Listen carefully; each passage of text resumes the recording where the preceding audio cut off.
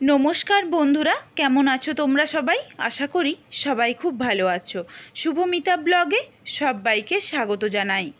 আজকে তোমাদের সাথে সমস্ত রকম শাকসবজি দিয়ে মসুর ডাল আর সয়াবিন দিয়ে একদম একটা স্বাস্থ্যকর ঝোলের রেসিপি শেয়ার করব, নামমাত্র তেল দিয়ে।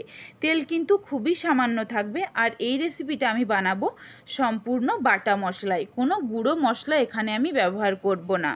খেতে কিন্তু ভীষণই সুস্বাদু হয়, সেটা তোমরা দেখেই বুঝতে পারছো। যতই হালকা পাতলা হোক না কেন, ঝোলটা খেতে খুব সুস্বাদু। চলো রেসিপিটা কন্টিনিউ করতে থাকো, কেউ স্কিপ করো না। স্কিপ করলে কিন্তু কোনো কিছু বুঝতে পারবে না। কন্টিনিউ করতে থাকো, আশা করি রেসিপিটা তোমাদের অনেক ভালো লাগবে। তোমাদের কাছে আমার একটাই অনুরোধ রইল, বাড়িতে অবশ্যই একবার এই শাকসবজি রেসিপিটা ট্রাই করো। এইখানে দেখো আমি সমস্ত শাকসবজি ধুয়ে নিয়েছি, কেটে পরিষ্কার করে। লাউ ডাঁটা আর লাউ শাক নিয়েছি, কেটে ধুয়ে বেছে। এইদিকে দেখো সবজির মধ্যে রয়েছে বেগুন, কুঁদরি, পটল, আলু, কচু, ভেন্ডি। সমস্ত সবজি লম্বা লম্বা আর সরু করে কেটে নিয়েছি। গরম জলের মধ্যে সয়াবিনটা ভিজিয়ে রেখেছিলাম। সয়াবিনটা ভালোভাবে জল পাল্টে ঝরিয়ে ছেঁকে নিয়ে লবণ আর হলুদ দিয়ে তেলের মধ্যে দিয়ে ভেজে নিয়েছি। দেখো হালকা লালচে করে ভেজে নিয়েছি। নামমাত্র তেল, একদম 1 চামচও হবে না হয়তো তেলটা, নামমাত্র তেল দিয়েছি একটা গোটা শুকনো লঙ্কা, 1/2 টেবিল স্পুন 5 ফোড়ন, একটা মাঝারি সাইজের পেঁয়াজ কুচি। আমি এইখানে একদম অল্প মশলা ব্যবহার করব, আর অল্প তেল তো তোমাদের প্রথমেই বলেছি। এইখানে দেখো পেঁয়াজটা একদম 1 মিনিট মতো হাই ফ্লেমে নাড়াচাড়া করে নিয়েছি। 1 মিনিট পর সমস্ত সবজি একসাথে দিয়ে দেব, খালি লাউ ডাঁটা আর লাউ শাকটা বাদে। তবে এইখানে আমি লাউ শাক পুরোটা নিইনি, নরম পাতা দেখে কিছুটা নিয়েছি। সবজিটা দিয়ে নাড়াচাড়া করে নেওয়ার পরে পরিমাণ মতো লবণ আর হলুদের গুঁড়ো দিয়ে হাই ফ্লেমে ভালোভাবে নাড়াচাড়া করব 3 থেকে 4 মিনিট ধরে। যতক্ষণ না অবধি সবজির জলটা শুকিয়ে যায় ততক্ষণ অবধি কিন্তু হাই ফ্লেমে নাড়াচাড়া করব। হাই ফ্লেমে দেখো ভালোভাবে নাড়াচাড়া করে নিয়েছি, সবজির জলটা শুকিয়ে গেছে। এরপর দিয়ে দিলাম পরিষ্কার করে ধুয়ে রাখা লাউ শাক আর ডাঁটা, দিয়ে ভালোভাবে নাড়াচাড়া করে মিশিয়ে নিলাম।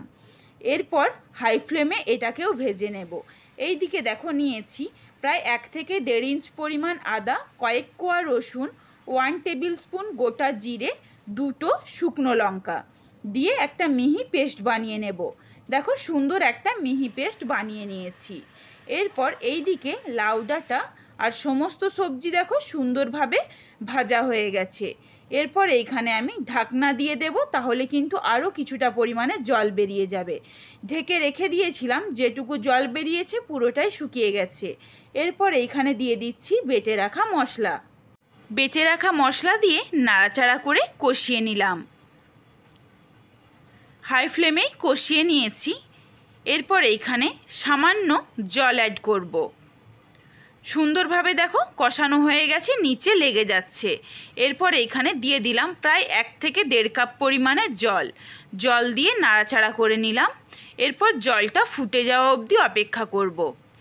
ঝোলটা দেখো সুন্দরভাবে ফুটে গেছে। এরপর এইখানে দিয়ে দিলাম সয়াবিনটা দিয়ে নাড়াচাড়া করে সয়াবিনের সাথে মশলাটা একসাথে ভালোভাবে কষিয়ে নিচ্ছি।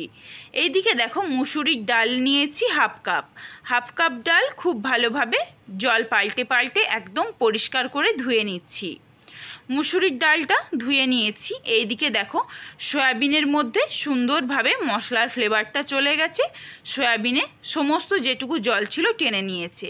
আলু আর কচু প্রায় দেখো আমি তোমাদের ভেঙে দেখিয়ে দিচ্ছি, প্রায় 70-80% মতো সেদ্ধ হয়ে গেছে।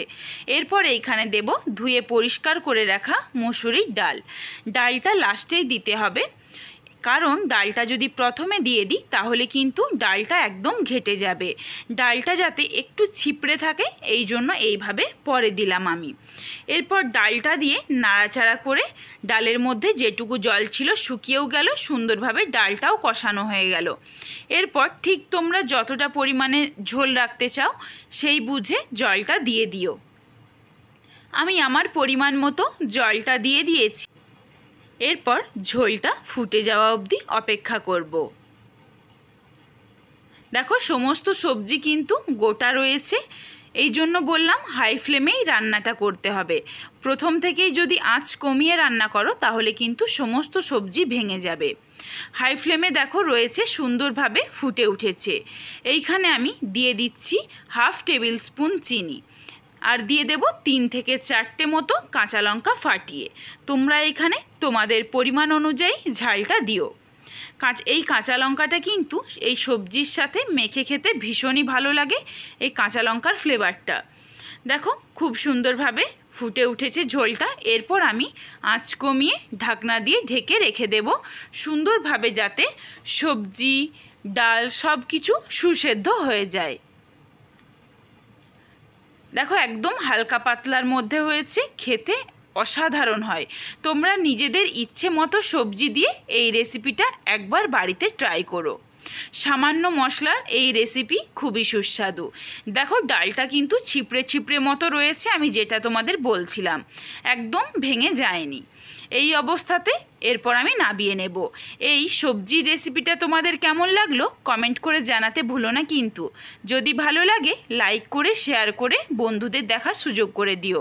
তোমরা যদি এই রকম নিত্য নতুন রেসিপি আরও পেতে চাও তাহলে অবশ্যই আমার চ্যানেলটিকে সাবস্ক্রাইব করে পাশে থাকা বেলটি অন করে অল নোটিফিকেশান অন করে রেখো, যাতে আমার প্রত্যেকটা রেসিপির নোটিফিকেশান সবার প্রথমে তোমাদের কাছে পৌঁছে যায়। সবাই ভালো থেকো, সুস্থ থেকো। আবার হাজির হচ্ছি শীঘ্রই নতুন কোনো এক রেসিপি নিয়ে। পরবর্তী রেসিপি দেখার আমন্ত্রণ রইল। ধন্যবাদ।